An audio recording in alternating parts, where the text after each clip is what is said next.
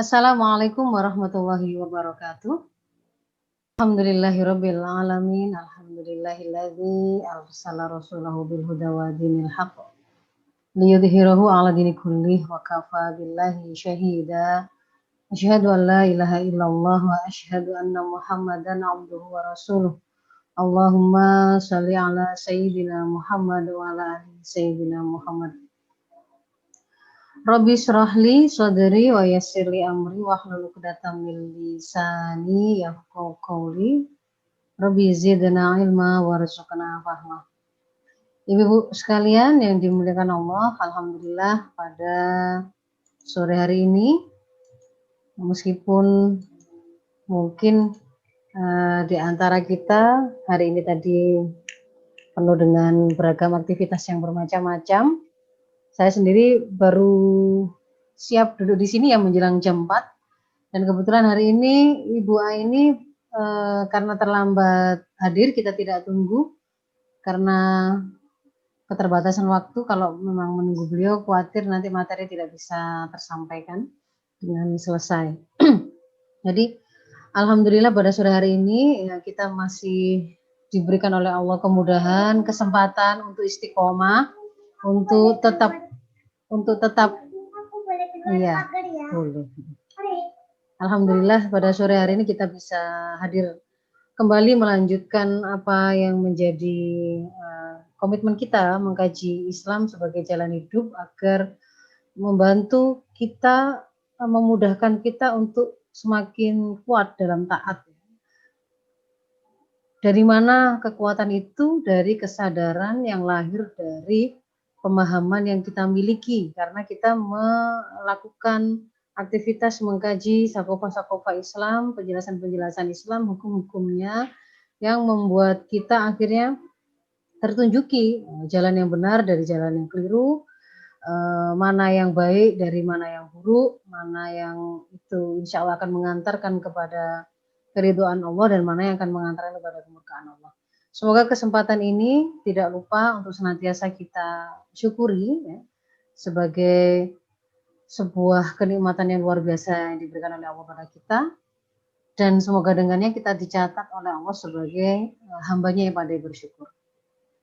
Amin. Yang kedua, sholawat dan salam semoga senantiasa tidak lupa untuk kita sanjungkan kepada Rasulullah Muhammad Sallallahu Alaihi Wasallam beserta seluruh keluarga beliau, sahabat beliau, dan penerus perjuangan beliau hingga yaumil qiyamah.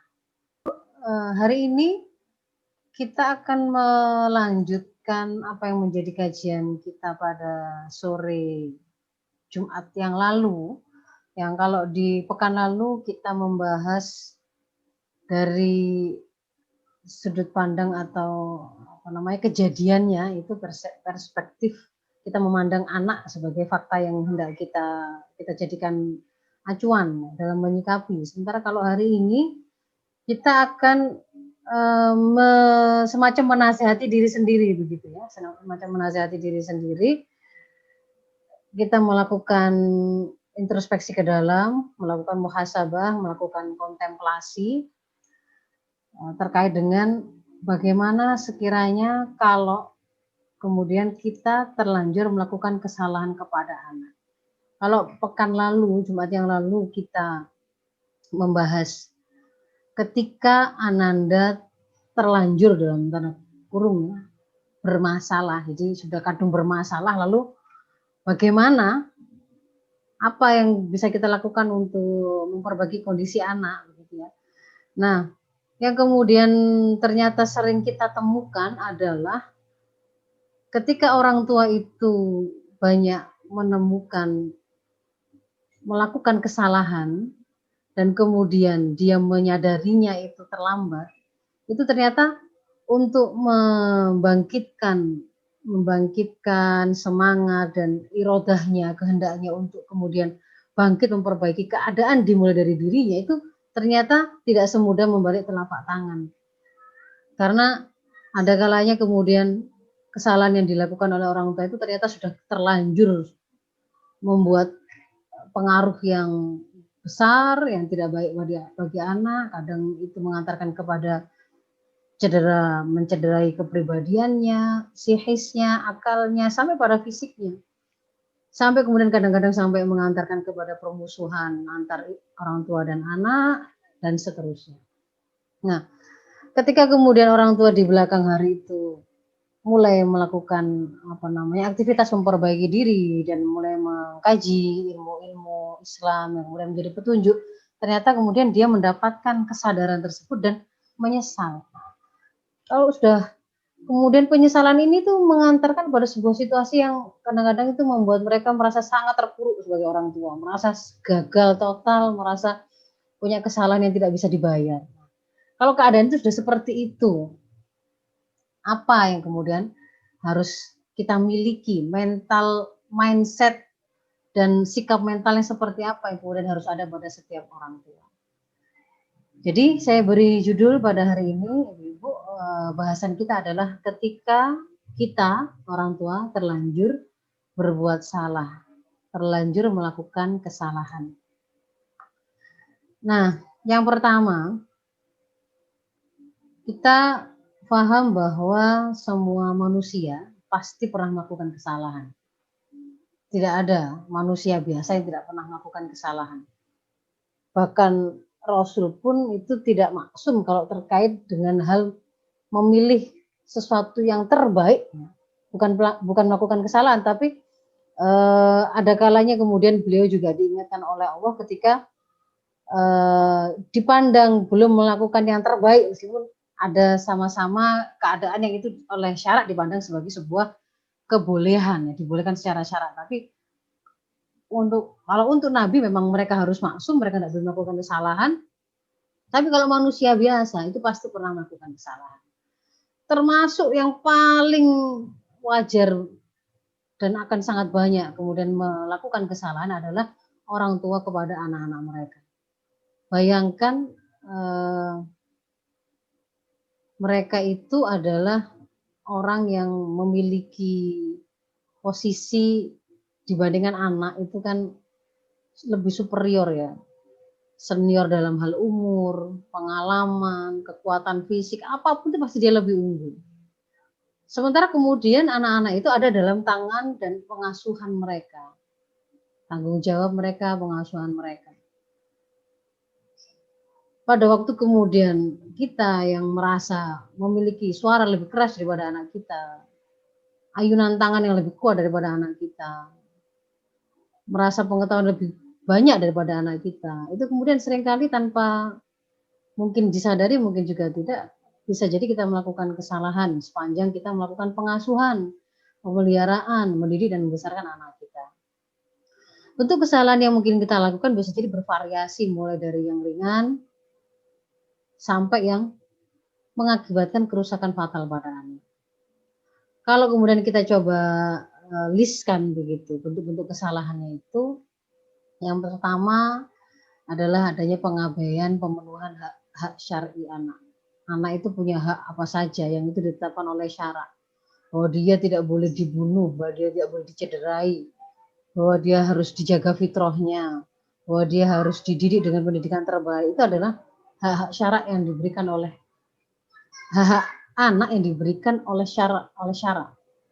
syariah ini kepada anak untuk kemudian dilakukan pemenuhan.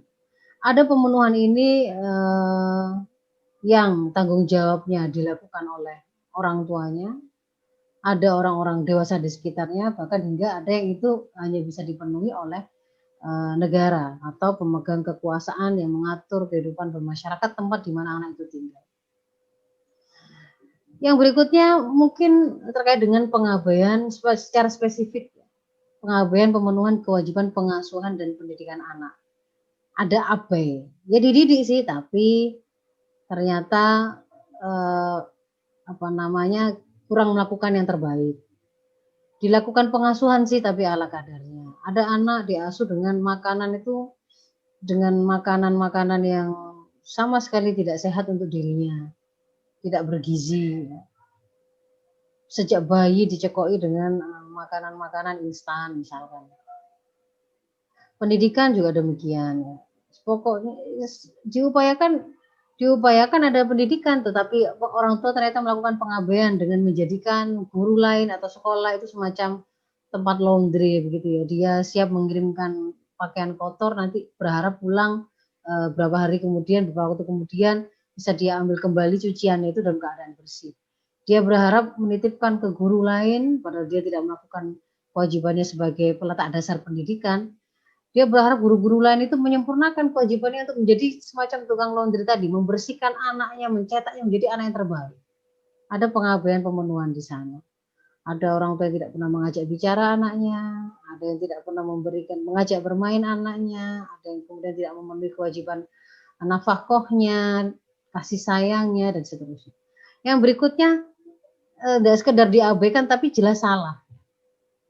Salah dalam memberikan pendidikan dan pengasuhan. Ternyata justru anak itu kita serahkan kepada tangan orang yang melakukan kemaksiatan, atau dia ada dalam tangan orang-orang yang melakukan kemaksiatan. Ibunya adalah seorang peminum khamr, bapaknya adalah pezina yang menunjukkan secara terbuka di depan anak itu bagaimana kemaksiatan itu dilakukannya. Dia sekolahkan justru di sekolah-sekolah yang sekolah dasar, tapi ternyata justru mengajarkan sakofah atau agama lain.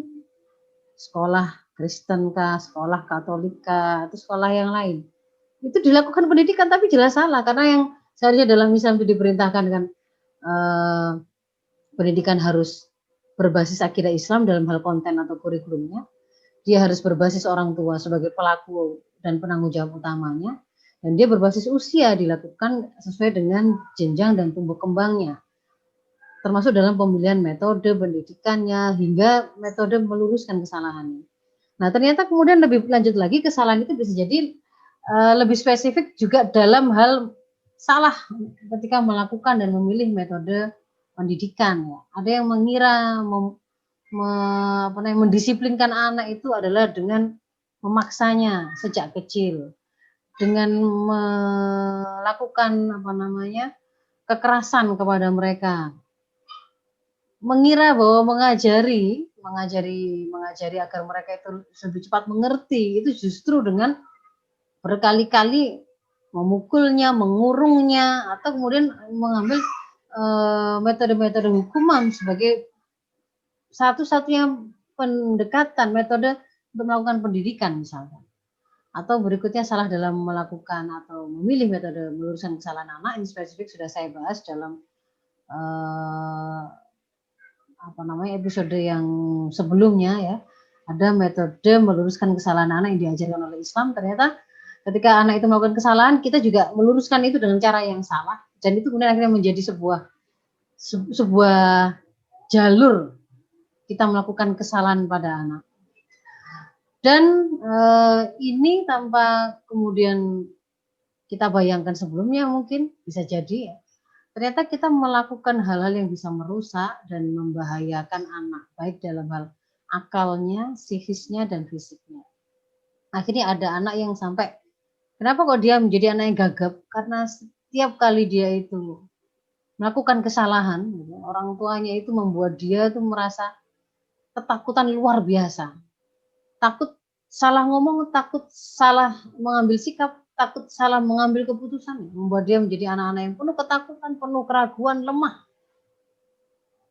Akalnya tidak berkembang, dia tidak punya kemampuan untuk memilih dan mengambil keputusan sendiri. Saya mau pakai baju apa, dia tidak bisa. Kenapa? Karena selama ini ibunya ternyata membesarkannya dengan sebuah cara yang mendiktekan, menyiapkan semuanya, memenuhi semua kebutuhannya, sekalipun usianya itu sebenarnya ketika dilakukan berbasis usia, seharusnya dia sudah diberikan sebuah ketanggung jawab untuk melakukan pilihan-pilihan tersebut.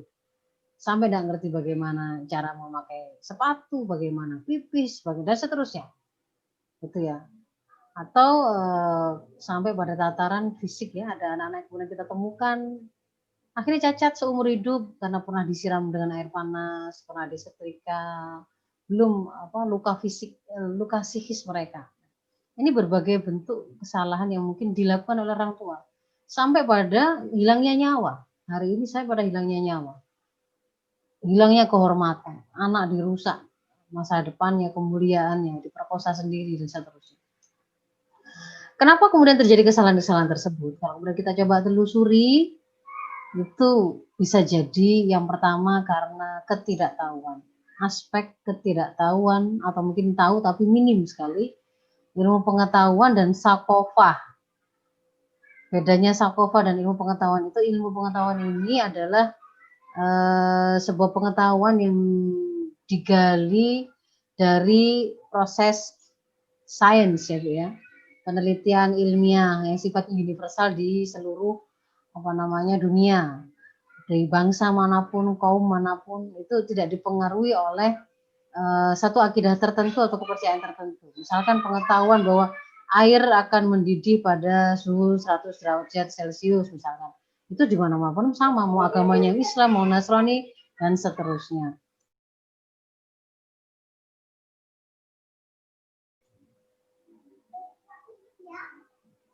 Ya, mohon maaf tadi ada ya, maaf, pintu di sini ditutup dengan keras oleh anak saya.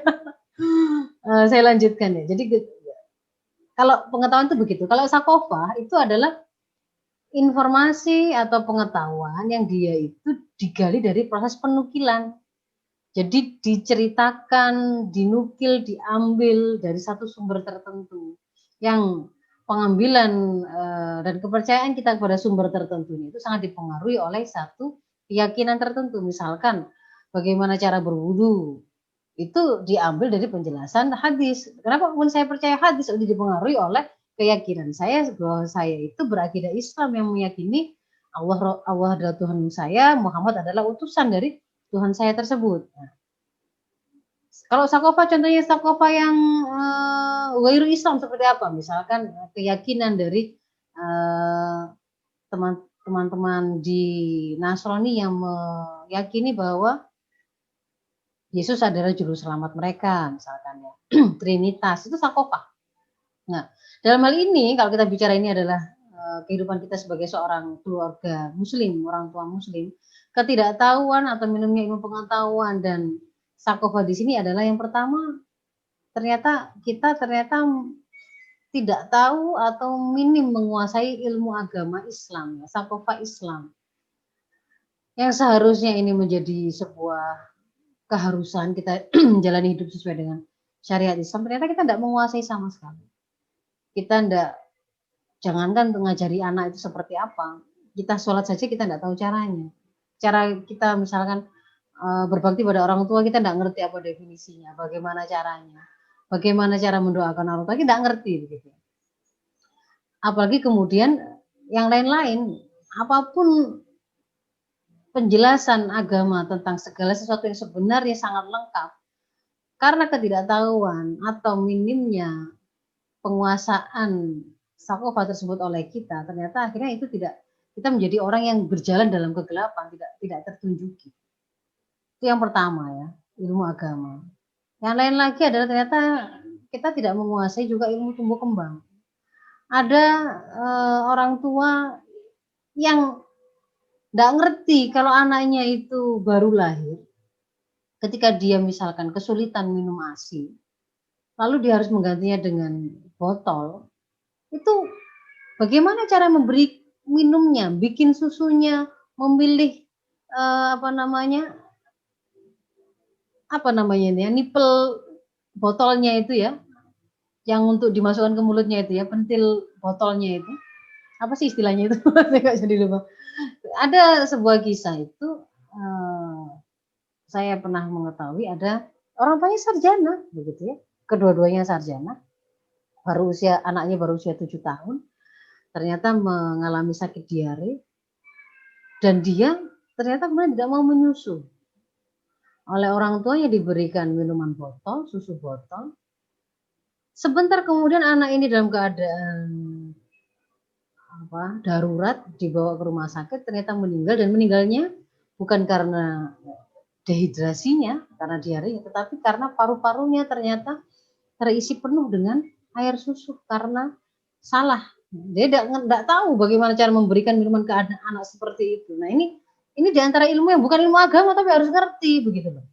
Bahwa anak itu mulai bisa melihat dengan jelas, mulai bisa merespon dengan pendengaran, itu umur berapa, mulai mulai apa namanya, bisa mengerti pemikiran yang sifatnya abstrak, itu mulai kapan, itu kalau kemudian nggak tahu, kita juga akhirnya nggak melakukan proses pendidikan itu dengan tepat, karena di antara prinsipnya yang harus kita kuasai kan berbasis usia. Kita nggak menguasai ilmu pendidikan pengasuhan anak, kita nggak ngerti fakta hari ini yang dihadapi oleh anak-anak kita. Apa sih yang dimaksud dengan blue film itu? Apa sih yang namanya sexting itu? Kok bisa sih? Memang benar tuh ada game online itu yang kemudian akan membuat anaknya ketagihan nonton porno. Itu gimana gimana ininya koneksinya? Wong anak saya itu mainnya tuh gamenya tuh tawur-tawuran kok, bertarung, tembak-tembakan. Ternyata kan kemudian ada sebuah kemasan game online itu yang didesain oleh providernya itu, setiap mereka naik level tertentu kemudian ada dihubungi oleh admin. Mau mau merasakan game yang lain lagi, sudah terjerat di situ, sudah mulai apa namanya, teradiksi ya, ketagihan di situ. Dia kirimkan kemudian persyaratan-persyaratannya untuk bisa mendapatkan game baru itu. Di antaranya misalkan disuruh foto telanjang, berbagai pose, diberi kemudian apa namanya konten gamenya yang berikutnya itu sudah ada muatan pornonya, semakin membuat dia apa namanya, ketagihan dan seterusnya. Atau kemudian juga kita ternyata tidak menguasai ilmu alat yang dibutuhkan, kemampuan berbahasa, kemampuan komunikasi, kemampuan mengerti, membaca anak, mengerti bahasa bahasa gestur mereka, bahasa tubuh mereka, mengenali ini kebutuhan apa ketika mereka belum bisa berbicara, itu ternyata kita nggak ngerti begitu ya. Itu yang pertama. Yang kedua, bukan semata-mata tidak tahu ilmunya atau sakofahnya, tapi memang ternyata profilnya orang tua ini bukan profil yang bagus. Sehingga memang kepribadiannya, kapasitas dia sebagai orang tua yang seharusnya itu kemudian menjadi penanggung jawab kebaikan anak-anaknya itu ternyata enggak ada. Berawal dari keimanannya yang memang lemah. Dan kemudian kita tahu bahwa keimanan itu akan mempengaruhi bangunan kualitas kepribadiannya. Nampak itu dalam akhlaknya, kontrol dirinya. Itu ternyata kemudian banyak orang tua yang melakukan kesalahan itu karena faktor ini. Justru seringkali kemudian dia itu dikuasai oleh hawa nafsu. Anak melakukan kesalahan yang sangat kecil dan itu sebenarnya sangat wajar dilakukan oleh usianya. Ternyata itu mengantarkan dia pada kemarahan yang luar biasa sampai kontrol dirinya hilang. Membuat anak itu ditendang dan seterusnya, fatal akibatnya. Atau yang berikutnya, mungkin tidak ada orang tua, ada yang mengatakan tidak ada orang tua yang itu ingin menyakiti anaknya. Nah, berarti kalau kemudian mereka melakukan kesalahan itu, ini masuk yang ini mungkin. Benar-benar dia itu tidak ngerti gitu ya. Benar-benar dia itu tidak sengaja. Tidak sengaja membuat anak itu kemudian mengalami bahaya sampai terpotong jarinya misalkan. Suatu kesalahan yang tidak disengaja. Atau bisa jadi karena keterpaksaan. Pengabaian yang dilakukan, kesalahan yang di depan tadi kita sampaikan itu ternyata karena dia ada dalam situasi terpaksa. Apakah karena himpitan ekonomi atau karena ada dalam sebuah kondisi yang memaksa orang tua untuk melakukan begitu ya. Dia akhirnya tidak bisa memenuhi hak nafkah anak, tidak bisa memenuhi kebutuhan anak untuk diberikan kasih sayang, didampingi. Dia dipisahkan oleh orang lain yang lebih berkuasa kepada anaknya, misalkan dia diputuskan komunikasi dengan anaknya, atau karena keterpaksaan yang lain, ada faktor di luar dirinya lebih kuat yang membuat dia terpaksa melakukan itu. Atau kemudian yang parah itu adalah memang kesengajaan yang sebenarnya berawal dari gabungan antara memang tidak tahu, ketidaktahuan karena minimnya ilmu pengetahuan dan sakofa, tapi juga tidak merasa perlu mengupgrade diri, dia tidak mampu, dia sebenarnya tahu kalau dia itu orang rusak, tapi dia juga merasa menikmati dengan kerusakan itu, tidak ingin kemudian menjadi orang yang taubat, ya. Memang kemudian melakukan kesengajaan. Gitu. Orang-orang yang kemudian misalkan merusak, memperkosa anaknya sendiri, menyiksa anak itu sengaja, tidak ada nggak kesengajaan. Gitu. Nah, lalu apa yang kemudian harus kita lakukan kalau begitu, Ibu-ibu? Yang pertama, secara mindset gitu. Mental kita harus memahami bahwa betul melakukan kesalahan itu adalah manusiawi.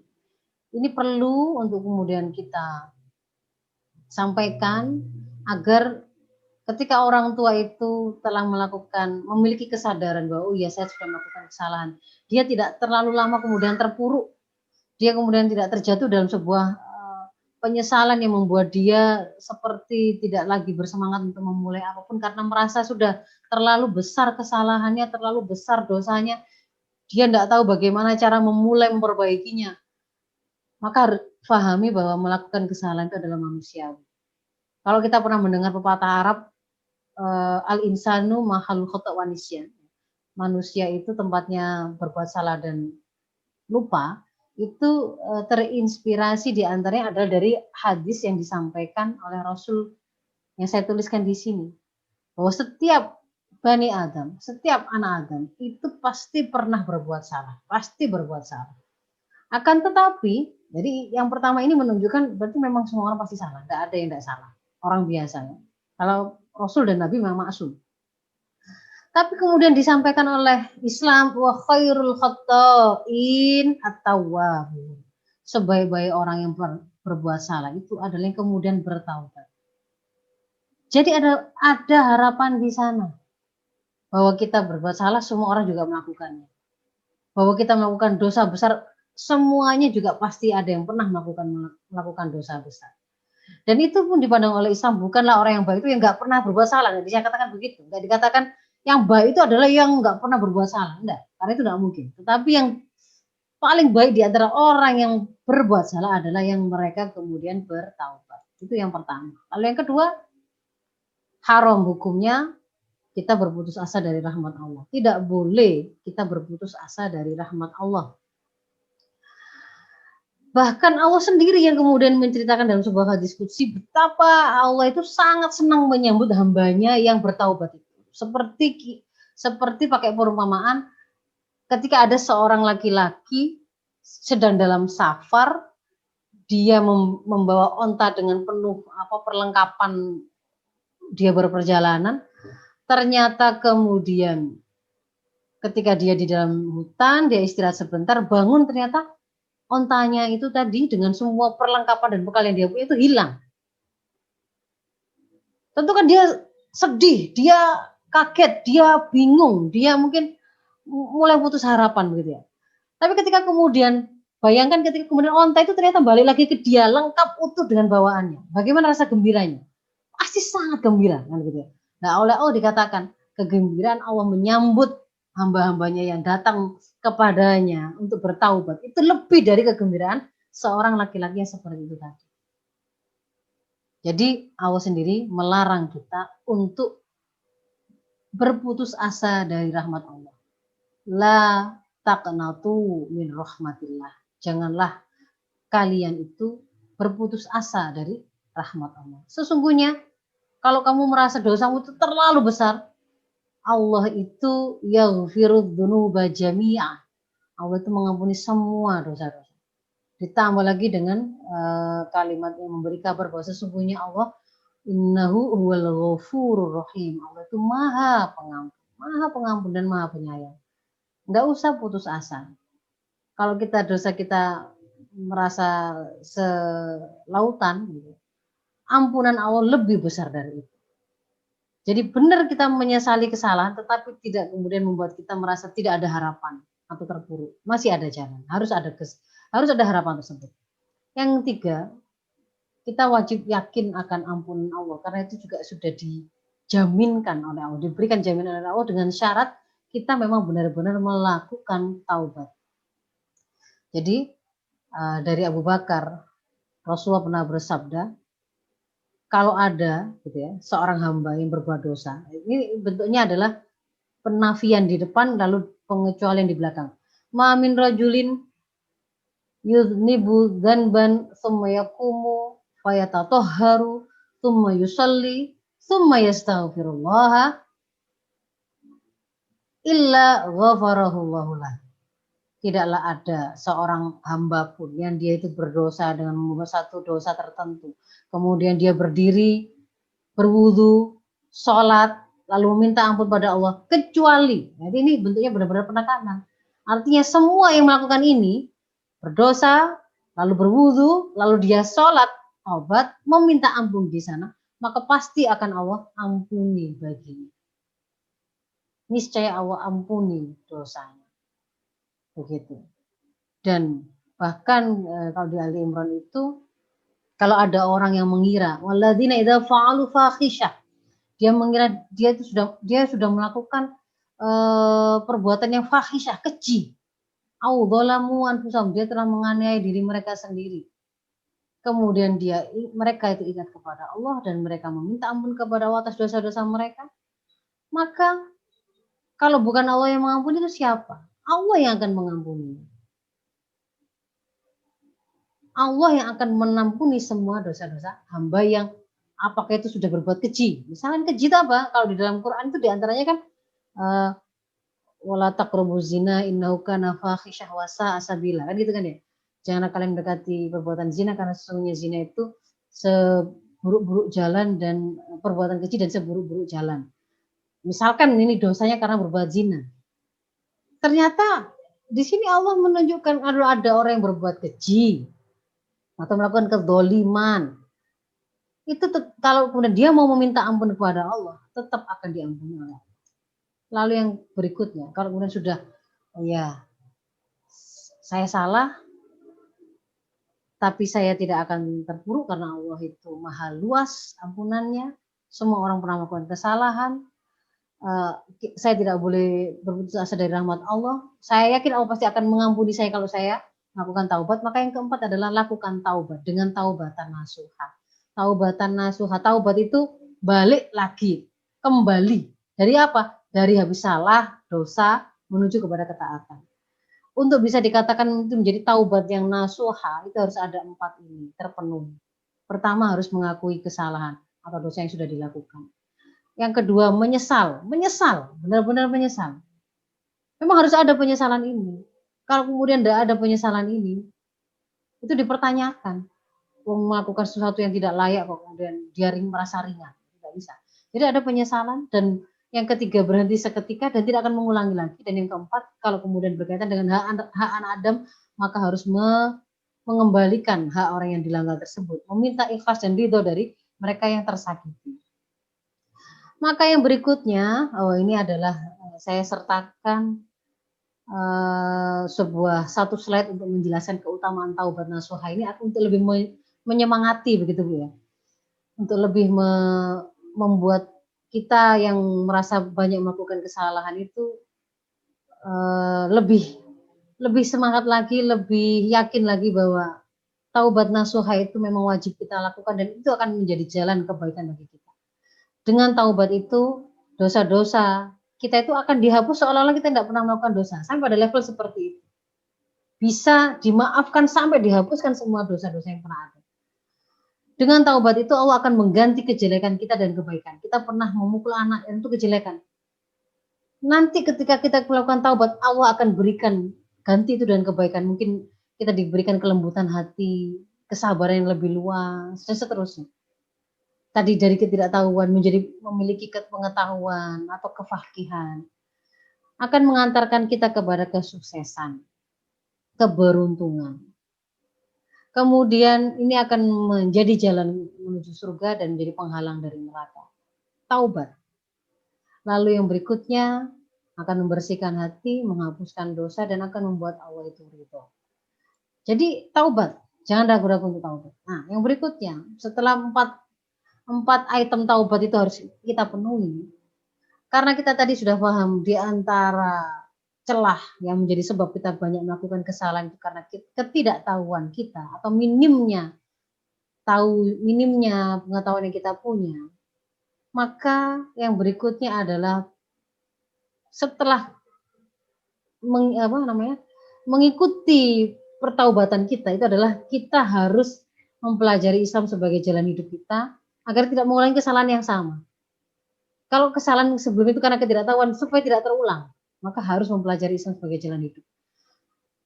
Itu sudah diberikan oleh Allah sebuah pengkabaran melalui Rasulnya. Kalau Allah itu memang menginginkan kebaikan pada diri kita, pasti akan Allah fakihkan kita itu dalam masalah agama ini. Jadi memang kalau kemudian kita menginginkan kebaikan, itu memang jalannya adalah kita harus memahami tuntunan agama ini. Maka yang harus ada adalah, mungkin selama ini kita mengabaikan menuntut ilmu ini. Maka mulai sekarang, alokasikan jadwal khusus dan istiqomahlah untuk mengkaji Islam kafah bersama seluruh anggota keluarga. Bapak, ibu, dan anaknya, semuanya. Karena itu nanti akan dibutuhkan oleh semuanya. Berjalan bersama dalam koridor yang sama untuk bisa saling mengingatkan itu membutuhkan semua harus mengerti apa aturan main, apa rambu-rambu yang harus mereka taati. Dan ini akan menjadi pemberian terbaik yang kita lakukan, yang kita bisa berikan kepada anak-anak kita. Ya. Yang berikutnya, selain ilmu agama, selain sakofa Islam, pelajari juga ilmu lain yang dibutuhkan untuk menjalankan tanggung jawab sebagai orang tua. Jangan malu untuk belajar meskipun sudah tua. Ikut seminar parenting, ikut webinar, ikut kajian-kajian, majelis taklim untuk mengupgrade kualitas diri. Dan banyak sekali keutamaan, kelebihan yang Allah janjikan untuk orang-orang yang mau menuntut ilmu dan orang yang memiliki kelebihan ilmu pengetahuan. Seperti pada ini Al-Mujadalah ya, saya salah mana? Saya menulis ini bukan Al-Maidah, Al-Mujadalah ayat 11. Bahwa Allah itu yarfa'illahu alladhina amanu minkum walladhina utul ilma darajat. Allah itu akan mengangkat derajat di antara orang-orang yang beriman. Jadi di antara orang yang beriman, lalu ditambah orang beriman itu memiliki ilmu pengetahuan, kelebihan ilmu pengetahuan, maka dia lebih memiliki derajat yang lebih tinggi. Dan kalau kemudian kita itu menempuh jalan untuk mencari ilmu ini, maka Allah akan mudahkan bagi kita jalan menuju surga. Maka pelajarilah ilmu tersebut. Yang ketujuh, jadilah teladan kebaikan. Jadilah orang tua solih. Orang tua solih. Kesolihan kita, ibu-ibu, bapak, ibu, kesolihan orang tua, bapak dan ibu, itulah yang akan menjadi warisan terbaik untuk anak kita. Bukan deposito yang kita siapkan, bukan asuransi yang kita bayarkan, bukan tabungan yang kita sudah bukakan untuk anak kita, bukan banyaknya jumlah duit yang ada di dompet kita, karena bisa jadi itu semua nggak akan menjadi rezeki untuk kita ataupun untuk anak kita, belum tentu ada jaminan. Tetapi ketika kemudian kita menjadi orang tua solih dan kita mencetak anak-anak kita jadi anak yang solih, maka jaminan Allah menjanjikan Allah yang akan langsung menjadi wali orang-orang solih itu. Di dalam Al-A'raf 196. Inna waliyallahu alladzi nazzalal kitab. Sesungguhnya wali itu ya pelindung, ya pengelola urusan, ya pemenuh penjamin rizki begitu ya. Ya yang memelihara keamanan. Itu sesungguhnya waliku adalah Allah, zat yang telah menurunkan Al-Quran. Padahal Al-Quran itu yang membuat, itu adalah mukjizat terbesar untuk alam ini. Dialah yang menurunkan Al-Quran, dan dia yang telah menurunkan Al-Quran itu wa huwa yatawallas sholihin. Dialah yang akan menjadi wali dari orang-orang solih. Silakan dibuka penjelasan episode hadiah dan warisan terbaik untuk anak. Di sana saya nukilkan sebuah kisah antara dua orang khalifah, antara Umar bin Abdul Aziz dengan khalifah yang lain gitu ya. Yang khalifah Umar bin Abdul Aziz meninggalkan warisan itu hanya setengah dinar untuk satu orang anak laki-lakinya, sama-sama 11 orang anak mereka ini. Sementara yang khalifah satunya itu meninggalkan per anaknya itu mendapatkan 1 juta dinar.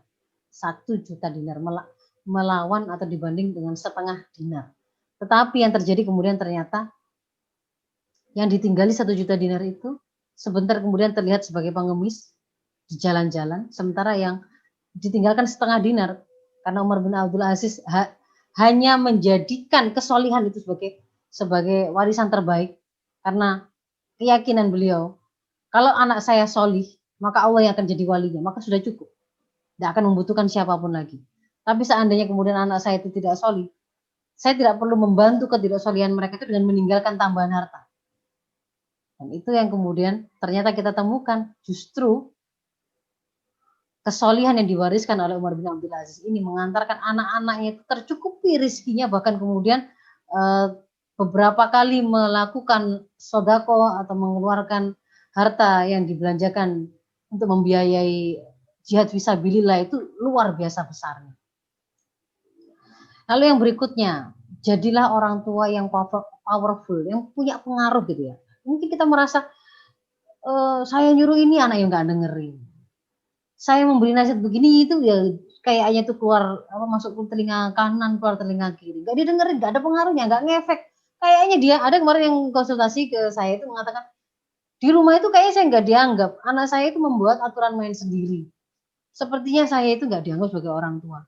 Jadi anaknya itu melakukan kemaksiatan, dia berzina, tapi kemudian malah dia yang memusuhi ibunya, nggak mau bicara dengan ibunya, yang kemudian seolah-olah ibunya itu jadi yang salah, gitu ya.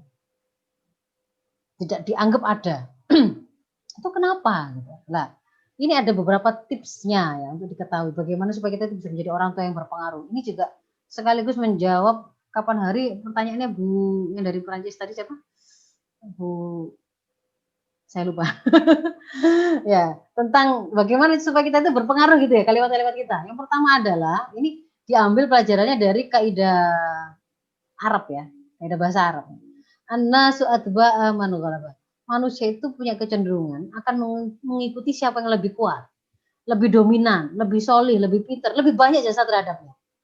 Maka kalau kita pengen jadi orang tua yang lebih punya power, berpengaruh kepada anaknya, diikuti oleh anaknya, jadilah orang tua yang lebih solih. Kita ingin anak kita itu sholat 5 waktunya bagus. Berarti orang tua tidak sekedar sholat 5 waktu plus nafilahnya, plus keutamaannya fi awali waktiha, plus jamaahnya. Kan kelihatan itu. Jadi ketika dia menyuruh anak itu, sambil dia sudah mau bersiap berangkat jamaah ke masjid, anak itu akan melihat bahwa apa kalimat yang kita sampaikan itu kuat karena kita memang adalah orang tua yang melakukan apa yang kita katakan, lebih solih, lebih pintar. Ditanya ini itu kita mengerti jawabannya, menguasai bagaimana penjelasan Islam, maka dia akan melihat orang tuanya itu layak untuk dijadikan, didengarkan, dijadikan panutan, dijadikan rujukan. Itu yang pertama. Yang kedua, aslih nafsaka yaslulakan nas. Kamu perbaiki dulu dirimu, maka nanti orang-orang lain itu akan berbuat baik juga kepadamu.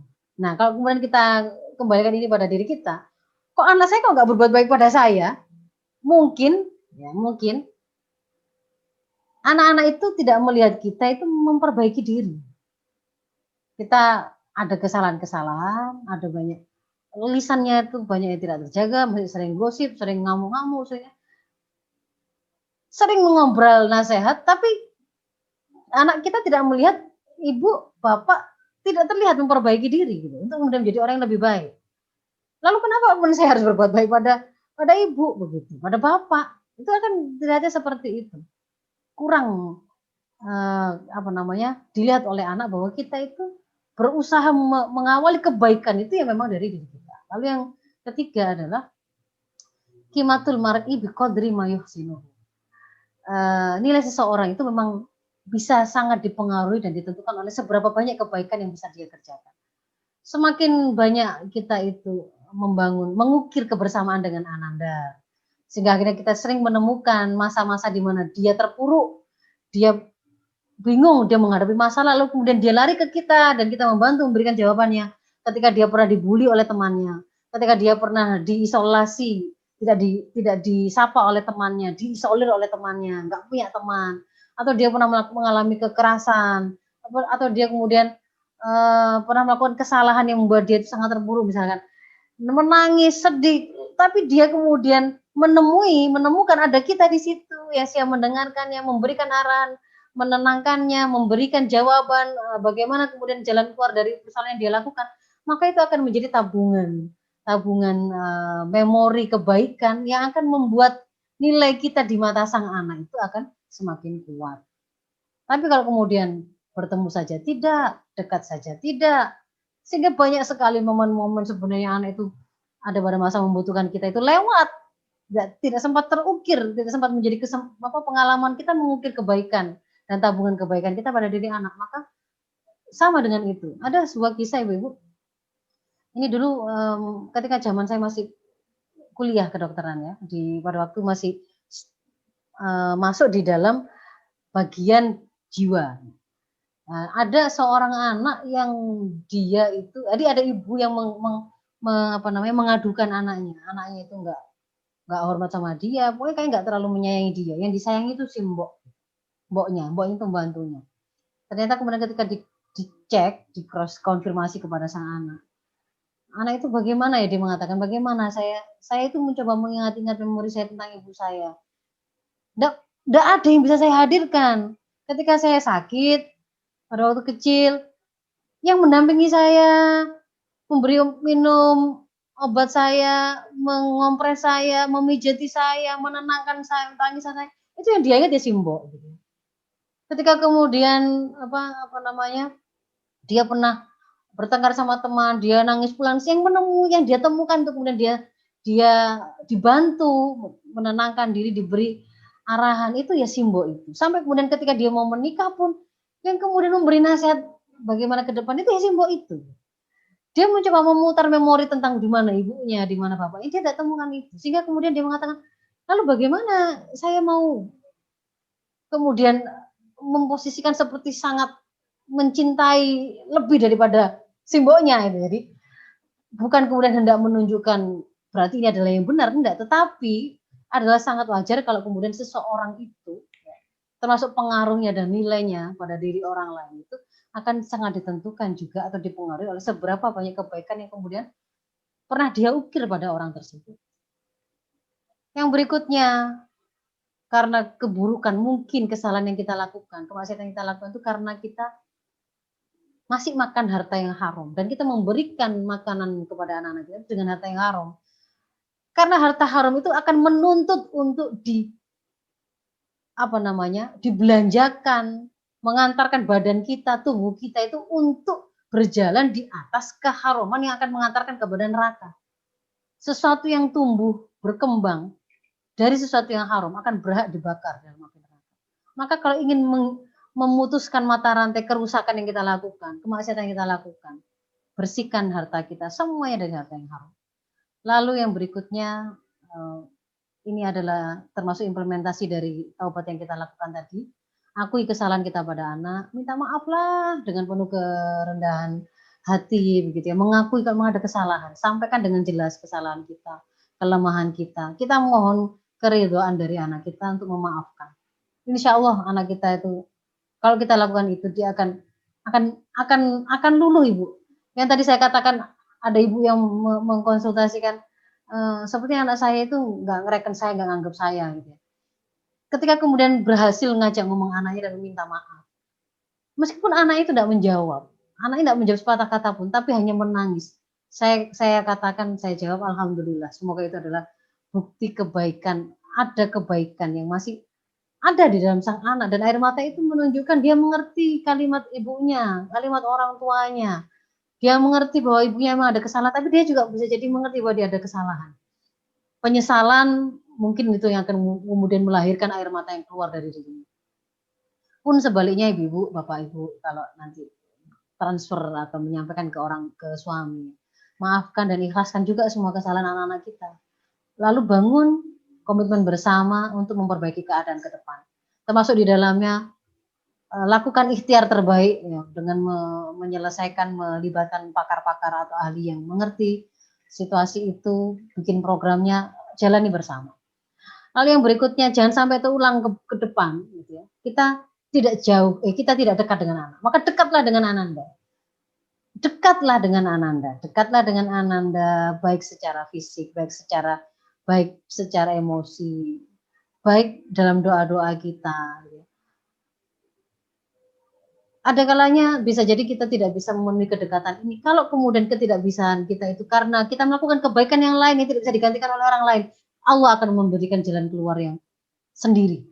Allah akan memudahkan kita melewatinya.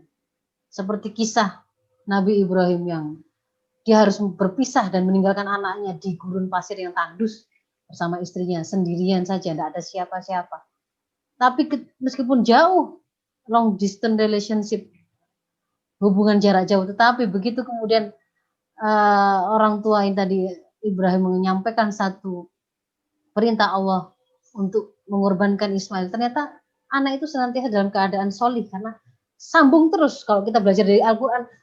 Ibrahim itu senantiasa sambung doanya dan meminta kebaikan itu tidak hanya untuk dirinya, tapi selalu untuk zuriyahnya, selalu untuk zuriyahnya. Ibu bisa membaca di Al-Baqarah awal-awal itu, selalu dia ketika Ibrahim dijanjikan kami akan mengangkatmu sebagai pemimpin dari manusia, juga untuk anak-anak kami ya Allah, untuk keturunan kami. Itu selalu begitu. Maka dekatlah dengan Ananda. Jadilah orang yang terdekat, terpercaya bagi anak-anak kita. Tempat mereka berlari mencari orang pertama yang ingin diceritani, yang ingin dibagi kisah kesedihan atau kebahagiaan. Jadilah orang yang dekat dengan Ananda. Lalu yang berikutnya, lindungi anak kita dari lingkungan dan pergaulan yang rusak. Karena ini akan membentuk mereka. Meskipun kita sudah menyiapkan secara internal di rumah itu bagus, kalau kemudian di luar itu lingkungan di sekolahnya atau di masyarakat umum itu kemudian rusak, maka susah. Maka di sini butuh sinergi dengan semua pihak terkait. Butuh pengaturan yang benar yang digunakan untuk mengatur interaksi di tengah-tengah lingkungan sekolah, di tengah masyarakat, yang tidak membolehkan adanya homer, tidak membolehkan beredarnya narkoba, tidak boleh ada pornografi, pornoaksi yang diproduksi, tidak boleh ada iklan-iklan porno berterbangan, tidak boleh ada para predator seks anak yang berkeliaran dan merasa aman karena hukumannya dianggap ringan. Itu tidak boleh ada. Butuh sinergi semua pihak. Lalu yang berikutnya, insya Allah ini terakhir, tetap langitkan pengharapan dan doa terbaik untuk Ananda. Jangan merasa putus asa ketika melihat kok tidak ada perubahan. Kalau minggu lalu saya berikan pesan, fokus saja pada potensi kebaikan yang dimiliki oleh Ananda, sempurnakan ikhtiar kita, jangan jadikan hasil sebagai tolak ukur. Serahkan hasil itu kepada Allah. Allah itu memiliki kekuasaan, bahkan kalau mau dibalik seketika detik ini juga hatinya, pemahamannya langsung bisa. Tiba-tiba jadi sangat pintar, sangat alim, sangat cerdas, bisa. Demikian pula sebaliknya. Maka selalu didiklah anak-anak kita itu bersama dengan Allah. Jangan merasa yakin hanya dengan saya ini alim, saya ini sudah soleh, saya ini ngerti ilmu parenting, lalu kemudian lupa untuk senantiasa menyandarkan kepada Allah. Kita mendidik bersama Allah. Demikian yang bisa saya sampaikan, Ibu. Ternyata 1 jam hanya untuk menyampaikan materi. Saya mohon maaf kalau ada hal-hal yang kurang berkenan, apa mungkin terburu dan seterusnya. Saya persilahkan kepada Ibu yang mau bertanya. Di chat coba saya cek, oke, nggak ada pertanyaan. Apakah ada yang mau bertanya secara langsung? Boleh. Silakan di unmute, terus disampaikan pertanyaannya. Kalau ada yang bertanya. Apakah sudah jelas, Ibu-ibu?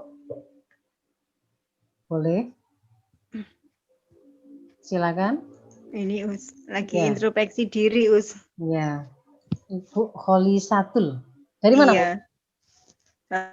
Griyo Mapan, Sidoarjo. Oh, okay. Ya, sudah jelas Us ini, tapi lagi introspeksi diri untuk memperbaiki diri. Tahu kesalahan-kesalahan gitu, jadi ya insya Allah nggak ada pertanyaan. Cukup jelas, cuman tinggal prakteknya aja Us. Insya Allah. Terima kasih telah berkenan sharing, menyampaikan. Jadi apa yang saya terangkan berarti kan sudah difahami, insya Allah. Memang isinya memang adalah kontemplasi ya. Memang isinya ini kita menasihati diri sendiri memang. Kadang saya itu ketika menyusun materi begini itu ya, kadang sampai nangis-nangis sendiri baru membayangkan gitu, menasihatkan. Ini kan pertama kali nasihat itu pasti ke saya pribadi jatuhnya. Itu bisa sampai nangis-nangis begitu. Padahal baru menyiapkan materinya. Ada ibu yang lain yang mau berbagi, kami persilakan. Biar saya juga bisa mendapatkan feedback dari ibu semua. Masih ada kesempatan. Azam, mau berbagi atau komen sesuatu? Silakan. Ini Ustazah, materinya sangat menarik, sama seperti Bu Kholisatul. Akhirnya kita introspeksi diri, terutama mungkin untuk anak-anak kami yang pertama, ya. Kayaknya waktu itu bekal kita sebagai ibu masih sangat minim, sehingga mungkin pembelajaran kita untuk anak-anak itu jauh berbeda dengan yang berikutnya. Dan memang kalau kita lihat ya ada sedikit berbeda gitu ya. dengan yang berikutnya. Beda antara ketika sudah tahu dan yang belum tahu. Iya. Tapi harus yakin begini Ibu-ibu ya. Anak-anak kita baik itu bukan semata-mata karena kita sudah tahu dulu, tidak semata itu. Ada kalanya memang kemudian kita itu ada keterbatasan untuk membersamai anak, tapi karena kita berusaha berjalan dalam kebaikan, Allah akan carikan jalan kebaikan itu juga pada anak kita. Mungkin dia akhirnya dipertemukan oleh Allah dengan guru yang bisa membackup pendidikan yang kurang kita lakukan. Itu juga bagian dari skenario yang Allah siapkan. Mungkin karena kesolian orang tuanya, karena kebaikan orang tuanya. Dia ngerti, dia memang tidak dibesarkan dengan sebuah pendidikan yang baik sehingga dia memang minim ilmunya, tapi tidak kemudian merasa cukup mencari ngaji. Tetap dalam kebaikan, tetap mendoakan, tetap berusaha ngaji ya. Tapi kan nggak langsung ngerti banyak gitu. Memulainya mungkin terlambat. Tapi karena Allah ridho dengan ikhtiar kita. Allah persiapkan skenario yang bisa membackup supaya anak kita itu tidak mengulang kesalahan, mengulang keburukan yang kita lakukan itu dengan mempersiapkan dia, ternyata dia bertemu dengan guru-guru lain yang sayang, yang alim, yang kemudian mempercepat pemahaman yang mereka punya. Bisa jadi seperti itu. Jadi jangan semata-mata saya kalau sekarang anak kedua ini saya itu memang sudah siap. Sudah siap soalnya kalau anak pertama memang saya belum ngaji ya. Belum ngaji rutin. Ya, udah ini sudah itu bahasa kesombongan itu. Kita tetap memang harus menyadari kita harus mengupgrade diri, tapi jangan menjadikan itu sepertinya sebagai satu-satunya faktor yang membuat anak kita jadi baik atau buruk. Di sana ada tangan Allah ya. Kita harus selalu ingat kita mendidik bersama Allah. Gitu. Yang lain monggo. Ada lagi kah yang mau berbagi? Atau bertanya boleh? Silakan. Nah, ini Ustazah, ya. Saya sering ikuti Ustazah baik di Facebook maupun di ini ya Telegram videonya adik Hafiz. Nah, kebetulan anak saya juga bersama ya usia 4 tahun, cuman ya ini saya agak kesulitan untuk apa ya mendidik dia karena ini anaknya aktif sekali.